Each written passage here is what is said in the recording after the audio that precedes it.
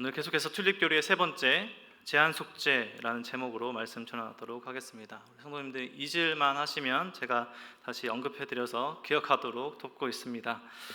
네덜란드 도르트에서 종교회의가 모였고 거기에서 결정된 5가지 교리라 해서 도르트 신조라고도 부르고요, 알미니안주의의 잘못된 이단적인 교리에 반박하고 성경적인 대답으로 5가지의 교리를 우리 장로교환에서 잘 받아들였다. 그래서 칼빈주의 5대 교리라고 부릅니다. 칼빈이 작성했기 때문에 칼빈주의 5대 교리라 하지 않고 이 칼빈주의 신학 사상에 입각해서 성경적인 대답을 했다라고 해서 칼빈주의 5대 교리라고 부릅니다. 우리 지난달 10월 31일은 종교개혁 주일이었습니다. 우리가 매주 또 주일을 보내고 있고 그저 보내는 한 주의 주일로 보내고 있기도 하지만 500년 전에 또 1500년대 또 1600년대 이 종교개혁 시대의 믿음의 선조들은 잘못된 이단 사상에 맞서서 이 잘못된 교리들을 성경에 원래 성경으로 복귀시키고자 목숨을 다해 정말 순교함까지 나아가는 그 정신으로 성경과 바른 교리를 지키고 사수했습니다.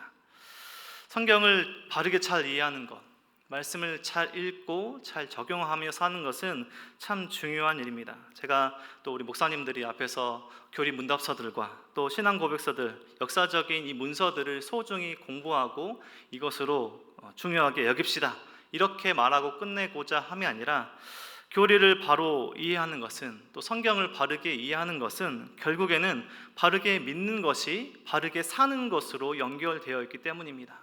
믿는 것에서 끝나지 않고 결국에는 그 믿음을 바탕으로 살아가는 것이기 때문에 무엇이 하나님께서 원하시는 삶인가, 무엇이 거룩한 삶인가, 무엇이 성도의 삶인가는 결국에는 교리와 성경과 분명히 연결되어 있기 때문입니다. 믿음으로 교회 안에서 신앙생활을 시작하면요, 궁금증들이 생기는 것이 당연합니다. 오히려 아무런 궁금증도 없이 교회를 다니는 것이 비정상적인 일입니다. 아이들이, 또 가족들이, 또 친구들이, 이웃들이, 우리가 전도를 초청한 사람들이 교회에 오고 또 많은 질문들이 스스로 개인적으로 많은 질문들이 드는 것은 당연한 것이고, 이에 대해서 우리가 성경이 말하는 데까지는, 성경이 우리에게 전해준 데까지는 잘 설명해 줄 수 있어야 합니다. 우리 성도들이 성경을 모르는 것이 정상적인 일은 아니죠. 성도들이라 하면 하나님께서 말씀하신 성경을 잘 이해하고 매일 읽고 묵상한 것이 마땅한 것입니다. 그래서 이 성경의 바른 해석, 또 교리에 대한 이해가 바로 우리 성도님들께 그 무엇보다도 중요한 일인 것입니다. 우리가 이런 것들을 잘 모르면, 우리가 이런 질문들을 받았을 때 우리 자녀들에게, 또 이웃들에게, 가족들에게 성경적인 하나님에 관한 또 신앙적인 질문을 받았을 때 모르면 우리가 보통 이렇게 답을 합니다. 그냥 믿어. 그냥 앞에서 목사님들이 말씀하신 그냥 믿으면 돼. 그냥 이해하지 말고 믿어라고 답할 수밖에 없는 것이 이 성경에 대한 지식의 부재이죠. 결국에는 더 이상 질문하지 않는 자녀들이 되고요, 질문하지 않는 우리의 전도 대상자들이 되고, 그렇게 자녀들이 다시 가정을 이루고 다시 모임들을 이뤄가는 것이 그런 그런 잘못된 믿음들과 생각들이 이어져 가는 것입니다. 우리 자녀들이 질문할 때, 특별히 신앙적인 질문할 때 귀찮아하지 마시고 우리 성도님들이 아시는 데까지는 잘 설명해 주시고, 잘 모르시다 그래서 어느 질문까지는 연구도 해보시고 물어도 보시고 성경에 대해서 아시는 데까지 잘 답해 주시길 부탁드립니다. 많은 질문을 하다가 어느 시점에 아이들이 질문하지 않는 시기를 만나는 것이 오히려 어려운 순간에 직면하는 것이죠. 아이들이 질문하고 물어볼 때 우리 성도님들 아시는 데까지 풍성한 질문을 해주시는 게 성경에 대한 좋은 교육이고 자녀에 대한 믿음의 유산입니다. 성경만 읽으면 되는 거 아닌가요? 교리까지 굳이 알아야 되나요? 이 성도가 교리를 반드시 알아야 합니까? 이 질문에는 질문에서부터가 틀려 있죠. 성경은 교리를 말하는 것이고, 교리는 그것을 믿는 성도들의 삶의 변화를 가져오게 됩니다. 우리 성도님들 고백하실 것입니다. 예수님은 그리스도이십니다. 예수님은 나의 구원자이십니다. 이 모든 것이 성경에서 말하는 중요한 핵심적인 교리이죠. 우리가 그것을 교리라 하고 말하지 않지만 예수님은 구원자이십니다. 이것도 성경에서 말하는 중요한, 잊지 말아야 할 교리인 것입니다. 만약에 우리 자녀가 기도가 뭐예요? 엄마, 기도를 어떻게 해야 되고 기도가 뭐예요? 라고 물어본다면 우리 부모님들은 어떻게 대답을 해주시겠습니까? 잠깐 눈을 감았다 뜨는 게 기도야. 아니면 나의 원함만 하다가 아멘만 하면 되는 것이 기도야 라고 답해 주시겠습니까? 성경은 기도를 이렇게 말하죠. 기도는 우리의 필요를 아뢰는 것인데 하나님께, 성부 하나님께 예수님의 이름으로 성령의 도우심으로 구하는 것이 바로 기도야 라고 성경에서 또 자녀들에게 아주 잘 대답해 줄 수 있는 대답입니다. 그러니까 이렇게 성경을 아는 것은 우리가 답을 해줄 수 있을 뿐만 아니라 우리의 신앙과 또 삶의 전체 또 변화에서 중요한 역할을 하는 것이 바로 성경입니다. 왜요? 성경은 바로 하나님께서 우리에게 주신 하나님의 말씀, 명령이기 때문입니다. 우리가 하나님을 전능하시고 크고 놀라우신 하나님을 다 이해할 수 없습니다. 그런데 하나님께서 성경에 말씀하시는 데까지는 우리가 하나님을 바라보고 이해할 수 있습니다. 교리 또 성경을 공부하는 것이 그냥 수학 공부처럼 공식을 외우는 것이 아니라 우리가 믿는 하나님은 어떤 분이신가? 하나님은 우리의 삶에 어떤 것을 기대하시는가? 우리가 그렇게 하나님께서 기대하시는 거룩한 삶을 살려면 어떻게 살아야 하는가가 성경에 기록되어 있고 그것이 정리된 것을 우리가 교리라고 말할 수 있죠. 하나님에 대한 건전한 궁금증 그리고 성경에 대한 이 관심이 교회를 얼마나 다녔건 신앙생활을 얼마나 했건 그게 중요한 것이 아니라 우리가 평생을 두고 알아가야 할 하나님의 말씀입니다. 평생을 두고 연구해도 부족하죠. 이 시간에 말씀드리는 것도 튤립 교리, 칼빈주의 5대 교리의 아주 작은 부분입니다. 저와 함께 하시는 이 부분들은 서론조차 되지 않을 정도의 분량이다라고 말할 수도 있을 것 같습니다.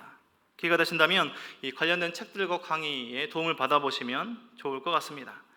오늘은 제한 속죄죠. 튤립이라는 화면 한번 띄워주시면요. 튤립이라는 우리가 계속해서 보고 있는 튤립의 교리 중에 세 번째 있는 교리입니다. 첫 번째가 우리가 T로 시작하는 전적 타락이었고 두 번째 지난 시간에 무조건적인 선택 unconditional 그래서 U로 시작되는 거죠. 그래서 오늘 말씀은 L에 해당하는 부분입니다. limited atonement 제한된 한정된 속죄이다라는 것이죠. 그래서 TUL까지 우리가 했습니다. 전적 타락, 무조건적 선택, 오늘은 제한 속죄입니다. 속죄는 속죄인데 제한 속죄입니다. 이 교리들이 각각에 따로 분리되어 있는 것이 아니라요 서로 긴밀하게 연결되어 있습니다. 전적인 타락이 잘 이해가 되고 무조건적 선택이 이해가 돼야 오늘 교리도 잘 이해될 수 있는 그 밑바탕이 되는 것입니다. 조금 어렵게 생각되는 성도님들은 제가 계속해서 아직 2번 남았습니다. 반복해 드릴 테니까 하실 때마다 기억해 주시면 감사하겠습니다. 하나님의 택하심은 어떤 조건이나 자격이나 노력을 통해서 주어지는 것이 아니라 하나님의 선택은 우리가 선택하는 것이 아니라 하나님 편에서 일방적으로 기쁘신 뜻으로 행하신 하나님 편에서 주신 은혜다. 그것이 기적이다라는 것들을 지난 시간에 나누었습니다. 디모데후서 1장 9절 말씀처럼 하나님이 우리를 구원하사 거룩하신 서명으로 부르심은 우리의 행위대로 하심이 아니요 오직 자기의 뜻과 영원 전부터 그리스도 예수 안에서 우리에게 주신 은혜대로 하심이라. 우리가 택하심을 받게 되는 우리가 하나님의 선택하시면은 우리의 행위대로 우리의 자격이나 우리의 노력이 아니라 오직 하나님의 기뻐하신 그 뜻하심 안에 그리스도 예수 안에서 우리를 택해 주셨기 때문에 우리가 이 자리에 있다. 하나님을 예배하는 것이다. 하나님께 기도하는 것이다 라는 것을 우리가 말씀을 나누었습니다. 우리의 자격, 우리의 노력, 우리의 어떠한 그런 자격 조건이 아니라 구원받는 그 모든 것은 하나님의 뜻대로 조건을 거치지 않는 무조건적이신 하나님의 선택이다. 하나님의 택하심은 성경이 말하고 있는 부분입니다. 그래서 우리가 계속해서 그 부분에 관해서 나누었던 것이죠. 아무런 조건 없이 그리스도 예수 안에서 우리를 택하여 주셨다. 그 한 가지 사실을 아는 것이 참 감격스럽고 감사한 일입니다. 만약 조건이 있어서 구원을 받는 조건이 있어서 우리가 구원을 받을 수 있다. 우리 사람의 선택이어서 우리가 구원의 길에 들어갈 수 있다라고 한다면 그 누가 여기 앉아 계시는 우리 성도님들 중에 저 포함한 그 누가 그 조건에 합당한 삶을 살아갈 수 있을까요? 그 누가 그 조건을 갖출 수가 있을까요? 가령 착한 일을 하루에 한 2개씩, 3개씩은 반드시 해야 한다. 예배에 한 번도 빠지면 안 된다. 헌금을 1년이면 어느 정도까지는 해야 한다. 성경 말씀을 다 암송해야 된다. 기도를 하루에 3시간 이상씩은 해야 한다. 이런 것들을, 이런 조건들을 지켜야 구원받을 수 있다라는 하나님께서 만약에 이런 조건을 두시고 구원을 베푸셨다면 전적으로 타락해서 스스로 선한 일을 할 수 있는 이 전혀 없는, 가능성이 전혀 없는 우리가 그 조건을 어떻게 충족시킬 수가 있을까요? 우리 성도님들, 제가 말씀드린 것만, 이 몇 가지만 내가 평생에 이것들을 다 지킬 수 있다라고 자신하는 분들 혹시 계십니까? 저만 해도 예배 한 번도 빠지면 안 된다, 이 조건에서부터도 저도 어렸을 때 돌아보면 주일에도 빠진 적이 있고요. 그래서 이 조건에도 충족되지가 않습니다. 이런 조건이 있어서 구원을 받을 수 있다? 아마 온 인류 중에 단 한 사람도 이 조건에 충족할 수 없을 것입니다. 그래서 아무런 조건 없이 택하시고 하나님께서 기뻐하신 뜻대로 우리에게 손을 내밀어 주시고 우리를 택하여 주셨다, 우리를 구원케 하셨다, 그 사실이 바로 감사의, 감격의, 감동의 조건이 되는 것이죠. 우리 성도님들, 신앙생활 하시면서 지금까지 살아오시면서 한번 돌아보십시오. 구원의 조건이 우리 안에 있는 것이라면 과연 우리가 구원받을 수 있을까? 구원의 조건이, 구원의 그 손길이 바로 하나님 편에서 왔기 때문에 우리가 구원받을 수 있는 것이죠. 우리를 돌아보면 우리가 구원받을 수 있는 조건에 합당한 일을 단 한 가지도 제대로 할 수 없는 그런 우리의 상태인 것을 우리가 너무나 잘 알게 되는 것이죠. 무조건적으로 택하셨다, 선택이라는 그 부분이 나오는 것인데요, 선택이 있다는 것은, 우리가 선택했다라는 것은 선택하지 않은 부분이 있다라는 것이 선택했다라는 것에 그 보이지 않는 이면에 있는 것이죠. 선택했다라는 것은 이제 유기가 있다는 것에 존재한다는 것을 말하는 것이죠. 오늘 제한 속죄와 연결되는 부분이 바로 무조건적 선택에 있는 것입니다. 오늘도 질문 한 가지를 동일하게 드려보겠습니다. 제가 3번째 질문 드리는 것인데요, 제가 3가지 지문을 한번 읽어드리겠습니다. 한번 1번부터 3번까지 들어보시고 옳다는 것이 이거 같다라는 것을 선택해 보시기 바랍니다. 1번, 우리 성도님께 쉬운 문제가 될 수도 있는데요, 1번, 예수님의 십자가에서 죽으심은 희생과 헌신, 사랑의 정신을 가르치시기 위해 본보기로 죽으셨다. 1번입니다. 예수님께서 십자가에서 죽으심은 희생과 사랑과 그 헌신을 가르치시려고 본보기로 죽으셨다. 2번, 예수님은 모든 사람을 구원하시려고 죽으셨다. 3번, 예수님은 선택받은 일부의 구원을 이루시기 위해 죽으셨다. 몇 번이 정답일 것 같습니까? 몇 번이 성경적인 대답인 것 같습니까? 1번은 당연히 우리 성도님께서 지나가셨겠지만 많은 우리 성도님들이 불편해하시고 궁금해하시는 부분이 바로 2번의 지문입니다. 옳은 정답이 3번이었죠. 예수님께서 죽으심은 선택받은 일부의 구원을 이루시기 위해 죽으셨다가 정답입니다. 그런데 만약 2번을 선택하신 우리 성도님들 계시다면 많은 다른 분들과 동일하게 헷갈리시고 있는 부분이 바로 모든 사람에 대한 오해와 잘못된 이해입니다. 예수님은 모든 사람을 구원하시려고 죽으셨다. 우리가 생각하고 원하는 부분이 바로 2번의 지문입니다. 예수님께서 죽으심은 모든 사람을 위해서 죽으셨다. 하지만 결론적으로 말씀드려보자면 예수님의 그 죽으심은 모든 사람이긴 하지만요, 그 모든 사람에 대한 정의는 선택받은 모든 사람을 위해 죽으셨다가 바로 옳은 정답이 될 것입니다.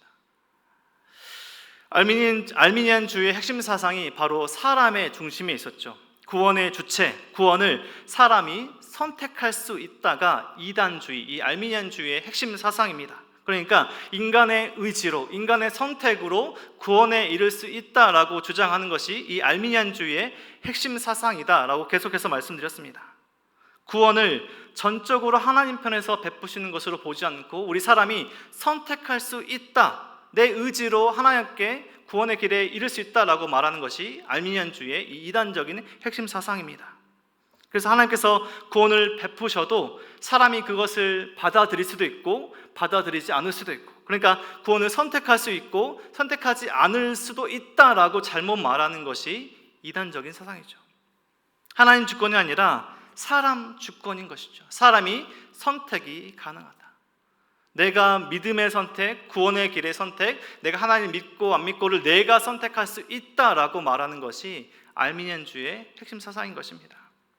하나님을 무능력하게, 예수님의 십자가의 죽으심을 그 의미를 왜곡하는 주장들, 그 사상들인 것입니다. 알미니안주의 주장이지만 불신자들일 때에 우리도 그렇게 생각합니다. 왜요? 교회 가는 것이 나의 선택이고 내가 교회 가는 것이고 내가 믿는 것이다. 즉 구원의 여부가 나에게 달려있다라고 우리가 불신자 때 그렇게 생각합니다.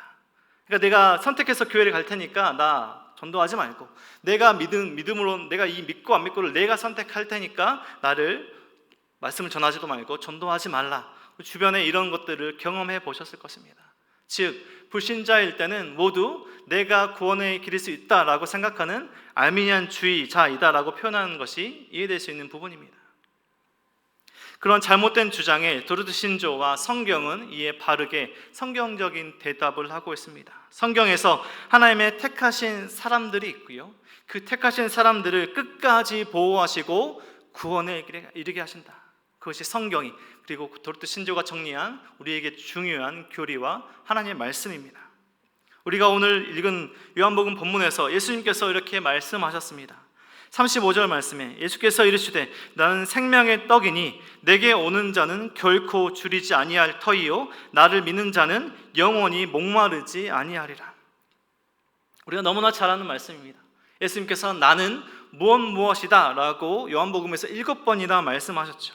나는 생명의 떡이다. 그리고 내게 오는 자는 결코 줄이지 아니하리라. 나를 믿는 자는 영원히 목마르지 아니하리라. 요한복음에서 또 다른 본문에서 나는 세상의 빛이다. 나는 양의 문이다. 나는 선한 목자다. 부활이요 생명이다. 길이요 진리요 생명이다. 참 포도나무다. 예수님께서 계속 나는 무엇이다 말씀하실 때 생명의 떡이다 라고 오늘 본문에서 말씀하십니다. 생명의 떡이신, 선한 목자이신, 부활이요 생명이요 길이요 진리이신 예수님을 믿는 그 믿음으로 우리는 구원에 이르게 되는 것입니다. 예수님을 믿는다는 것이, 예수님을 통해 영원한 생명에 이른다는 것이 성경이 하나님께서 말씀하시는 구원의 길인 것이죠. 예수님께서 말씀하시는 구원, 이 속죄, 예수님께서 죄를 갚아주심은 모든 보편적인 그 모든 사람의 속죄를 말씀하지 않으셨습니다. 오늘 본문에서도 성경은 예수님의 제한적인 속죄, 제한 속죄를 계속해서 말씀하십니다. 37절 말씀에 아버지께서 내게 주시는 자는 다 내게로 올 것이요 내게 오는 자는 내가 결코 내쫓지 아니하리라. 계속되는 본문을 읽어보자면요, 내가 하늘에서 내려온 것은 내 뜻을 행하려 함이 아니요 나를 보내신 이의 뜻을 행하려 함이니라. 나를 보내신 이의 뜻은 내게 주신 자 중에 내가 하나도 잃어버리지 아니하고 마지막 날에 다시 살리는 이것이니라. 내 아버지의 뜻은 아들을 보고 믿는 자마다 영생을 얻는 이것이니 마지막 날에 내가 이를 다시 살리리나 하시니라. 예수님의 그 본문의, 오늘 본문의 말씀이 제한 속죄에 관한 저의 그 어떤 설명이나 어떤 사람들의 말보다 명쾌한 진리의 말씀입니다. 사람이 스스로 예수님을 믿을 수 없다는 것과 예수를 믿는다는 것이 하나님의 일방적인 선택하심, 그 모든 은혜의 결과이고 예수님께서 그 모든 십자가에서 죽으심을 통해서 택하신 사람들을 속죄하셨고 성령 하나님은 그 모든 것들을 끝까지 보호하시고 이뤄가신다. 그 속죄함의 그 실패나 잃어버림은 결코 없다라고 말씀하십니다. 37절 말씀에 아버지께서 내게 주시는 자는 다 내게로 올 것이요.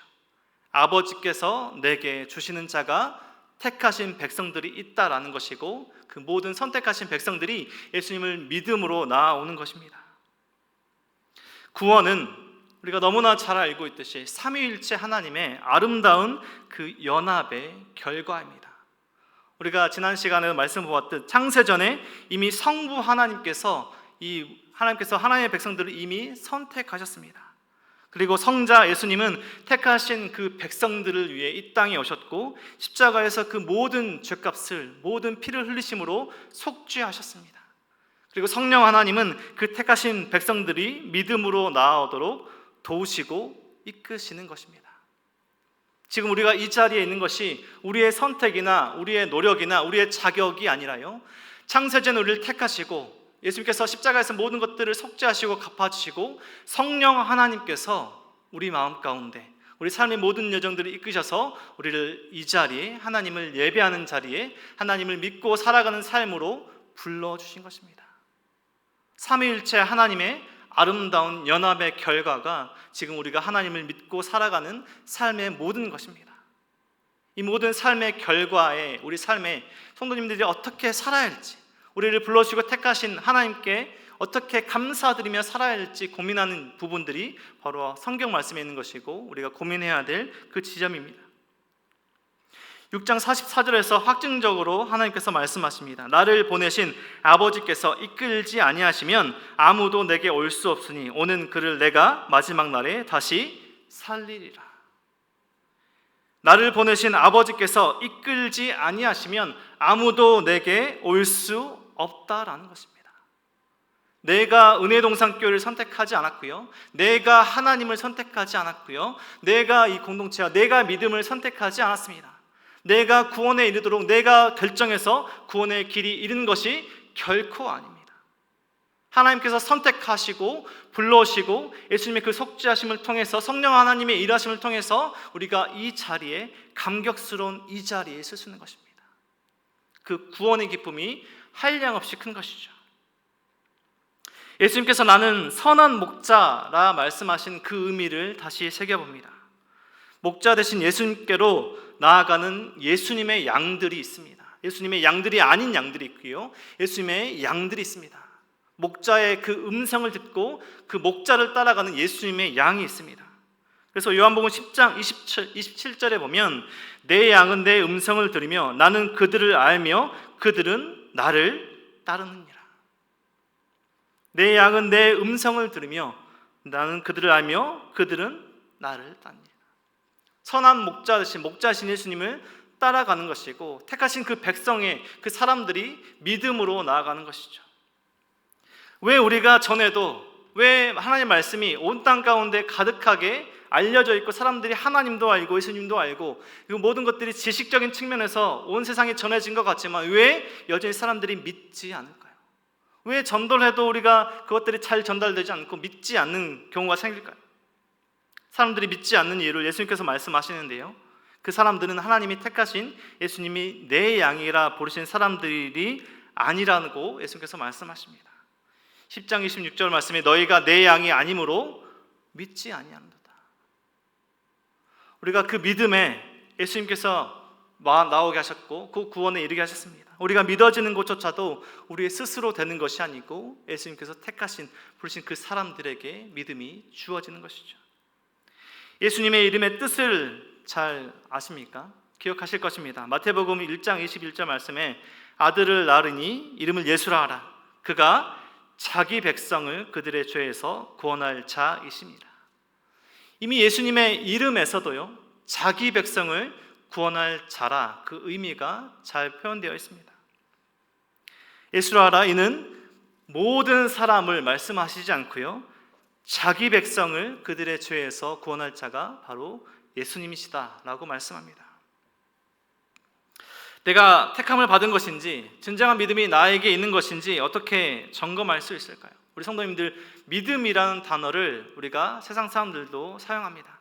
사람들에 대한 믿음, 또 잘못된 신앙적인 믿음도 믿음이라 하고요, 믿음이란 단어를 사용하지만 정말 하나님께서 기뻐하시는 온전한 그 믿음이 나에게 있는지 없는지, 내가 선택받은 사람인지 아닌지 우리가 어떻게 알 수 있을까요? 우리는 그 선택하심을 우리가 결코 알 수 없을 것입니다. 하지만 그 믿음의 종류와 하나님께서 말씀하신 그 선택의 증거들이 우리에게 보여지는 것이 있다면 우리 스스로 생각해 볼 수 있는, 우리가 확증해 볼 수 있는 부분들이 있죠. 참된 믿음도 있고 이단들도 그들의 교리와 교주를 믿습니다. 알미니안주의 사람들도 그들의 믿음을 통해서 잘못된 주장들을 계속하고 있는 것이죠. 그리고 믿음의 종류에도요, 하나님께서 주신 그 지식들만 믿는 믿음도 있고, 일시적으로 신앙적인 어떤 체험을 했다가 그 체험이 사라지자 사라지는 일시적인 믿음도 있고요, 아주 기능적인 믿음도 있다라고 말합니다. 알미니안주의에서 믿음의 정의가 바로 인간에게서 나오는 것이죠. 믿음은 사람이 선택할 수 있다라고 말하는 것이 알미니안주의의 믿음에 대한 정의입니다. 하지만 바른 믿음이 무엇입니까? 믿음은 하나님 편에서 주는 은혜의 선물이다라고 말하는 것이 바른 믿음의 정의이죠. 우리가 확인될 수 있는 성경에서 말하는 그 열매들이 몇 가지가 있는데요, 선택된 자들의 확인되는 열매가 무엇인가? 첫 번째가 바른 믿음, 진정한 믿음에는 참된 믿음이, 하나님께서 기뻐하시는 온전한 믿음이 택한 백성들, 택한 사람들에게 있습니다. 하나님께서 기뻐하시는 온전한 믿음이 택한 사람들에게 있다는 것이죠. 예수님의 구원을 이해하고요, 이해가 되고 하나님 말씀이 이해가 되고요, 성령의 조명하심이라고 말하는 성령께서 깨닫게 하셔서 하나님께서 주신 말씀들이 하루하루 묵상되고 적용되는 삶을 살아가는 것입니다. 예수님을 붙드는 것이고 예수님께서 나의 주님이다 라고 고백하는 것이 참된 믿음의 열매로 첫 번째가 있습니다. 두 번째가 어린 아이와 같이 하나님을 경외하는 믿음이 있습니다. 어린 아이와 같이 순전하게 하나님을 경외하고 하나님께 나아가고 하나님께 주신 말씀들을 두려워하며 말씀 앞에 거룩하게 살고자 하는 그 삶이 있는 것이죠. 세 번째가 죄에 대해서 슬픔을 갖는 것입니다. 하나님을 믿는다라고 말하고 예배는 드리면서도 돌아서서 가정으로 또 직장으로 우리가 세상으로 나아가서 우리가 지을 수 있는 죄를 반복하며 살아간다는 것은, 그것은 참된 믿음의 소유자가 아닐 수 있습니다. 죄에 대한 슬픔을 갖고 회개하고 죄로 반복하지 않는 삶이 있는 것이죠. 그리고 마지막 네 번째는 의에 줄이고 목말라 하는 것입니다. 하나님께서 어떤 삶을 기뻐하시는 것인가? 내가 오늘 살아가면서 하나님, 내가 어떻게 말하고 행동하며 살길 원하십니까? 줄이고 목마른 삶이 참된 믿음의 소유자 가운데 있는 것입니다. 그래서 고린도 후서 13장 5절에서 사도 바울은 고린도 성도들에게 그리고 우리들에게 이렇게 권면하고 말했습니다. 너희는 믿음 안에 있는가? 너희 자신을 시험하고 너희 자신을 확증하라. 너희는 믿음 안에 있는가? 너희 자신을 시험하고 너희 자신을 확증하라 라고 권면합니다. 하나님께서 주신 그 믿음 안에 있는가? 삶에서 하나님을 경외하며 살아가고 있는가? 참된 믿음으로 살아가고 있는가? 죄를 짓지 않고 자복하고 회개하며 죄를 짓지 않은 거룩한 삶을 살려고 애쓰며 살아가고 있는가? 우리는 누가 선택을 받았고 누가 선택을 받지 않았고 우리 사람의 기준에, 사람의 눈으로 그것을 볼 수 없습니다. 우리는 알 수 없습니다. 누가 선택을 받았고 누가 선택을 받지 않은 사람인지 우리의 시선과 우리의 눈으로 알 수 없습니다. 하지만 우리의 믿는 바, 우리가 참된 믿음을 가지고 있다면요, 하나님 앞에 겸손하게 나오고 하나님의 말씀으로 살아가고 참된 믿음으로 죄 짓지 않으려는 삶에 애쓰는 그 모습에 삶의 열매들이라고 부르는 그 열매들이 삶에서 드러나게 되어 있는 것입니다. 우리가 예배에 잘 참석했기 때문에, 성경을 잘 읽기 때문에, 기도를 오랫동안 많이 하기 때문에, 전도를 열심히 했기 때문에 구원을 받는 것이 아니라요, 참된 믿음, 하나님께서 선택하신 그 백성들의 삶 가운데서는요, 하나님의 말씀을 읽고 묵상하고 하나님께서 기뻐하시는 모습대로 살아가고 죄 짓지 않으려고 애쓰고 하나님의 말씀을 전하고자 삶의 모든 영역에서 희생하고 헌신하는 것들이 드러나게 되어 있는 것이죠. 그것이 열매로 드러나는 것이지 그것의 조건으로 구원받는 것이 결코 아니라는 것입니다. 하나님께서 왜 누군 선택하시고 왜 누군 택하지 않으셨는가? 하나님, 이것을 알려주세요. 우리는 말할 수 없는 존재입니다. 왜 그렇게 하셨고 왜 우리 삶에서 일어나는 일련의 사건들이 왜 일어나고 하나님께서 그것을 일일이 우리에게 다 설명하지 않으십니다. 설명하실 의무가 있지 않으십니다. 모든 것들을 통치하시고 다스리시는 그 하나님의 뜻 안에 모든 것들이 다스려지고 있기 때문입니다. 옷가게에 충분한 옷들을 다 살 수 있는 부자 한 사람이 있습니다. 그 옷가게에 있는 옷뿐만 아니라 그 옷가게조차도, 그 옷가게의 건물조차도 살 수 있는 한 부자가 있다고 생각해 봅시다.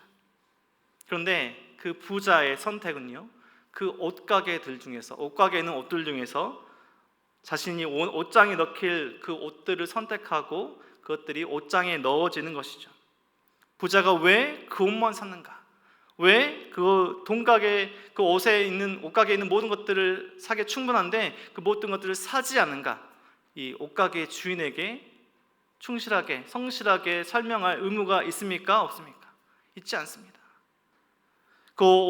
왜 옷 몇 벌만 샀는지 옷가게에 충분히 이해되도록 설명할 의무가 있지 않는 것이 이 부자의 삶인 것이죠. 세상에서 일어나는 일, 사람의 마음에 우리 옆에 있는 친한 친구라 말하는 그 사람의 마음조차도 다 알지 못하는데 우리가 하나님의 마음을, 하나님의 일하심, 그 모든 것들을 전부 깨닫는 것은 불가능합니다. 우리가 하나님에 대해서 아는 것은요, 하나님에 대해 전부를 아는 것이 아니라요, 하나님께서 우리에게 알리시기로 결정하시고 알려주신 그 성경 말씀 안에서만 우리가 하나님에 관해서 이해할 수 있는 것이 하나님에 대한 이해와 지식입니다. 이것도 사실 우리에게는 너무나 벅차고 이해하기 어려운 내용들이죠. 갓난아이에게 왜 물을 끓이는지, 부모가 왜 청소를 하는지, 왜 카시트에 씌우는지 설명하지 않습니다. 말해줄 수도 이 갓난아이가 이해할 수도 없습니다. 그러니까 우리가 하나님을 이해하는 것이 마치 갓난아이가 부모의 행동을 이해하려는 것과 비슷해 보일 수 있습니다. 우리가 할 수 있는 것은 하나님께서 일하심과 또 말씀에서 또 성경을 통해서 우리에게 주신 그 하나님의 말씀들을 신뢰하고 누리는 것, 마치 갓난아이가 부모가 해주는 것들을 누리고 따라가는 것처럼 부르신 그 한 사람의 그 하나님의 그 한 사람을 향한 우리 모두를 향한 그 행하심을 누리고 신뢰하는 것이 우리가 할 수 있는 일인 것이죠. 하나님의 그 놀라우신 행하신 일들에 감탄하고 감동하고 감격하는 것이 우리 사람이 마땅히 해야 할 일인 것이죠. 제한속죄, 이 한글로 번역된 이 용어 자체에서 우리는 불편함을 느낄 수 있습니다. 제한되었다. 뭔가 예수님의 그 능력과 하나님의 능력이 제한되어 있다라고 혹시 우리가 오해할 수도 있는 그런 표현입니다. 하지만 이 제한되어 있다라는 표현이 하나님의 능력과 예수 그리스도의 그 속죄하심에 제한되고 한계가 있다라는 것이 아니라요, 예수님의 그 피 한 방울로도 모든 인류를 구원시키고도 남는다라고 표현하는 글도 있는 것처럼 제한되어 있다라는 것이 아닙니다. 제한 속죄를 그래서 특별한 속죄라고도 부른 이유가 바로 거기 있는 것이죠. 알미니안주의 잘못된 주장이 예수님의 그 죽으심을 가능성을 열어둔 것이다 라고 잘못 설명합니다. 그러니까 예수님께서 십자가에서 죽으신 것은 구원에 대한 가능성을 열어두었고, 사람이, 우리 인간이 그것을 믿으면 구원에 이르는 것이고 믿지 않으면 영원한 멸망길에 있는 것이고, 그것이 사람의 선택에 남겨져 있다라고 말하는 것이죠. 구원의 여부를 인간의 의지로, 인간의 선택으로 남겨둔 것이고, 그것은 하나님께서 그 구원의 길에 개입할 여지를 남겨두지 않는 것이죠. 그것이 우리가 사람이 듣기에는 좋아 보입니다. 예수님께서 모든 인류를 위해 돌아가셨고 사람은 그것을 선택할 수 있다. 우리 사람 편에서 보면 이해될 수 있고 그것이 맞아 보입니다. 하지만 성경은, 오늘 말씀에서 예수님은 하나님께서 택하신 백성들이 있고 그 택하신 백성들이 예수님께 나온 것이다. 하나님께서 예수님을 통해서 믿음을 주시는 것이다 라고 말씀합니다. 예수 그리스도의 그 죽으심은 하나님께서 택하신 백성들을 위한 것이다. 성경은, 또 예수님은 우리에게 말씀하여 주셨습니다. 성부 하나님께서 창세전에 택하시고 성자 예수님께서 십자가의 죽으심으로 속죄한 그 모든 죄값을 갚아주시고, 성령 하나님은 보호하신 그 택하신 백성들이 믿음으로 나아오게 역사하시고 끝까지 보호하시고 그 구원하심을 이루시는 것입니다. 그것이 제한속죄의 결론적인 이야기인 것이죠. 그리스도 안에 택함 받은 우리 하나님의 백성들이라면 어떤 삶을 살아갈 것인가? 하나님께서 기뻐하시는 죄와 싸우고 거룩한 삶을 살아가려 애쓰고 죄를 다시 반복해서 짓지 않고 하나님을 경외함으로 하나님께서 기뻐하시는 말씀들 안에 하나님께서 주신 하루하루를 살아가게 될 것입니다. 하나님의 택한 백성을 구속하시는 역사는 아담 시대 때부터 지금까지도 쉬지 않고 일어나고 있습니다. 이것이 계속될 수 있는 것은 하나님의 사랑과 은혜 때문이지 사람이 점점 더 선해져서 구원받기 합당한 그런 모습으로 거룩해지기 때문에 우리가 그런 구원의 역사들이 계속해서 일어난 것이 결코 아닙니다. 우리 성도님 한번 생각해 보십시오. 지금 우리 2021년도를 살아가고 있는 오늘의 시대가 아브라함 시대나 다윗의 시대나 사도 바울의 시대나 그런 시대보다 더 정결하고 죄 짓지 않고 악하지 않은 시대다라고 말할 수 있는 시대입니까? 그렇기 때문에 사람이 선해지고 있기 때문에 계속해서 구원받는 역사가 아직도 쉬지 않고 일어나는 것이다 라고 말할 수 있는 시대입니까? 결코 그렇지 않다는 것을 너무나 잘 알 것입니다. 구원은 오직 하나님 편에서 주시는 선물로 주어지는 것입니다. 택하신 백성들에게 믿음을 주시고 끝까지 보호하시는 하나님의 은혜와 선물입니다. 하나님의 신실하심이 오늘까지 택한 백성들을 믿음의 자리, 예배의 자리에 나오게 하는 유일한 감사의 하나님께 주신 그 은혜의 섭리이고, 세상이 사탄 마귀가 아무리 해방하고 방해할지라도 예수님의 그 보내신 양들, 아버지께서 택하신 그 백성들은 계속해서 믿음의 자리로 나와질 것이고, 성도들은 계속해서 세워질 것이고, 예수님께서 다시 오시는 그 날까지 이 구원의 역사, 은혜의 역사는 멈추지 않을 것입니다. 이 은혜 안에 살아가는 우리 모든 성도님들, 하나님께서 택하여 주셨던 것을 감사드리고 감격하며 살아가고, 기억하십시오. 내가 교회를 선택하지 않았다. 내가 하나님을 선택하지 않았다. 내가 믿기로 결심한 것이 아니라 하나님께서 나를 택하여 주시고 나를 이곳에 불러오시고 예배자로 성도로 살아가게 하셨다. 하나님께서 부르신 그 부르심에 감사와 감격으로 살아가시며 믿는 자답게, 성도답게 오늘 하루를, 우리의 평생을 거룩한 하나님의 부르신 하나님의 백성답게 살아가시는 우리 모든 성도님들의 삶이 되시길 주님의 이름으로 축원드립니다.